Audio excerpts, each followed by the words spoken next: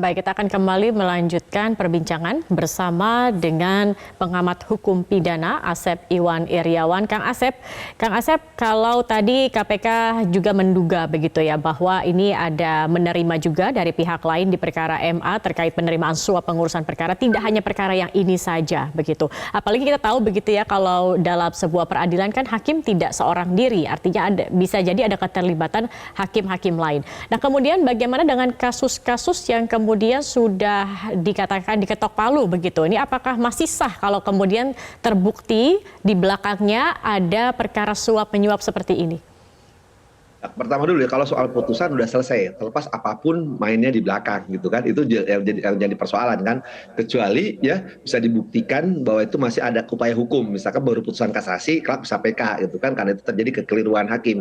Tapi kalau sudah PK ya nggak bisa apa-apa lagi karena PK cuma sekali. Nah, terus kemudian bagaimana sekarang, apakah majelis itu semua ya bisa main sendiri, bisa main tiga-tiganya? Saya suka nyindir gini, KUD ada yang ketua untung duluan, nah itu termasuk ini kan SD ini kan ketua majelis kan ya, karena ada senior 8 tahun kan, bisa juga bermain sendiri. Jadi polanya sangat banyak, 1000 macam pola ya bagaimana. Tapi yang ini mengerikan sekali kan, anak buah yang paling rendah sampai yang paling tinggi bermain semua gitu kan, ke gapnya rame-rame, ada yang lebih gila lagi kan bagi-bagi gitu kan ya. Nah ini yang memang saya kira akhirnya terbongkar semua. Ya, biasanya kan sekelas dulu CN itu juga dia bermain tingkat tinggi gitu kan, hanya top-topnya. Atau yang paling gampang itu kan berapa mencurigakan ketika beberapa putusan yang memang menimbulkan kegaduhan di masyarakat. Cuman kan nggak bisa tidak orang mengatakan ya harus dihormati itu putusan. Padahal harusnya memang KPK menyelidiki. Tapi sekarang memang agak susah kalau tidak tertangkap tangan. Artinya ya tidak bunyi lah, seperti pengacaranya bunyi, kemudian pihak-pihak yang ngasih duit juga bunyi gitu kan. Ya kalau itu nggak bunyi ya tidak tertangkap tangan, semuanya selesai. Kalau menurut Anda kemudian celah ini apakah juga karena pengawasan dari KY dan juga ini padahal di sistem internal MA sendiri juga sudah ada pengawasan. Ini apa masih kurang begitu Kang Asep? Apakah harus ada sistem yang dievaluasi atau sistem yang lain begitu terkait pengawasan?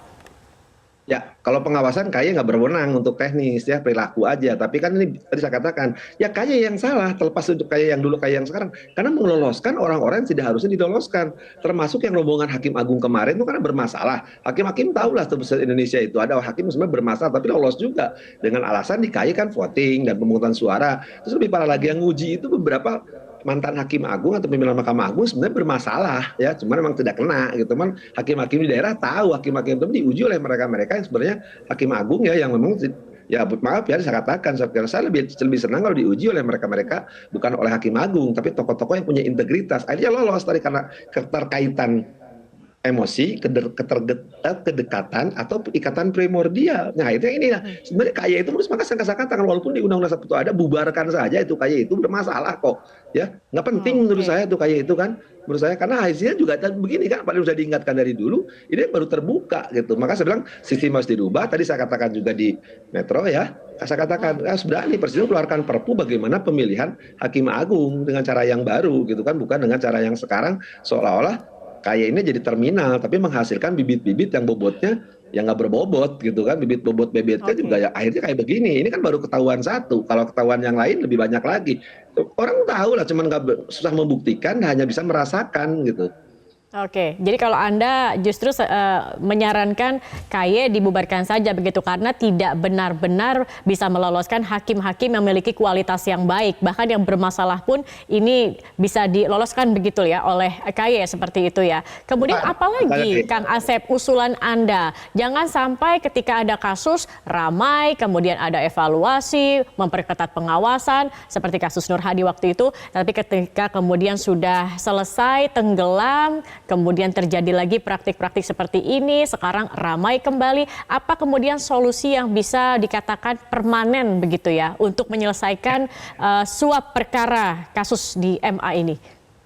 Solusi permanen sekarang harus berani tadi dengan Presiden membuat kebijakan politik hukum ya, artinya buat undang-undang, nggak usah kocok ulang para Hakim Agung yang bermasalah ini karena kaitan tadi diloloskan oleh kayak hakim-hakim bermasalah karena ada ikatan ya emosional, kedekatan atau primordial, supaya dikeluarkan karena banyak hakim tinggi, hakim ketua pengadilan tinggi yang punya integritas, moralitas, integritas. Cuman mereka kan tidak mau mencalonkan hakim agung karena mereka juga malas gitu kan, karena tidak punya kedekatan primordial tadi. Saya pikir kalau kocok ulang masih banyak putra-putra terbaik bangsa, mereka hakim-hakim ya, yang layak untuk jadi hakim agung. Cuma mereka tidak diberi kesempatan. Nah ini dibukanya mulai undang-undang. Suka nggak suka karena ini jelas.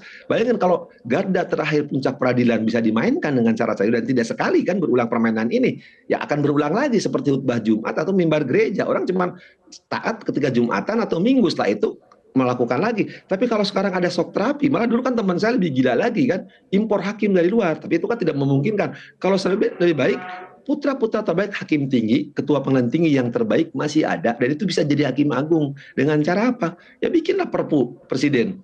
Ganti yang sekarang ini, yang belum jelas statusnya gitu kan. Apalagi kan kalau ini tetap berlangsung akan terulang lagi, ini akan muncul lagi. Nah saya berharap KPK juga, nah lebih penting nih untuk KPK jangan sampai di awal heboh, nanti ujungnya seperti penanganan Menteri KKP dulu kan, wacana begini bla bla bla, nanti ujungnya tuntutannya ringan, hukumannya ringan. Nih indikasinya Jakia ya, betapa dulu bahwa koruptor tidak boleh dapat remisi, akhirnya kan dirubah itu PP 99, lahir Undang-Undang Pemasyarakatan.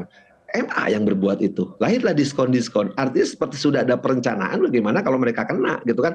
Artinya apa? Kalau ini sistemnya nggak dirubah, personilnya nggak dirubah, ya sekali lagi personalnya tidak dirubah, prosedurnya tidak dirubah, ya institusinya nggak bisa karena di konstitusi kan, ya nggak akan berulang lagi. Sering saya katakan dulu kalau hakim PN kan sebenarnya tiap semester kita akan ulang. Cuma udah lama nih hakim PN mungkin udah pada, saya berharap ya baik semua gitu kan. Ini masalah yang bukan baru begitu ya Kang Asep. Ini masalah yang sudah mengakar, sudah waktunya Presiden juga turun tangan untuk memberikan solusi permanen terkait hal ini, karena kita tahu MA merupakan lembaga peradilan tertinggi, pintu terakhir dari proses peradilan di Indonesia. Sayang sekali kalau misalnya kemudian dinodai oleh oknum-oknum hakim agung yang masih bermain untuk kasus-kasus seperti ini. Baik Kang Asep, terima kasih sudah bergabung bersama kami. Kang Asep Iwan Iriawan, pakar atau pengamat hukum pidana. Terima kasih.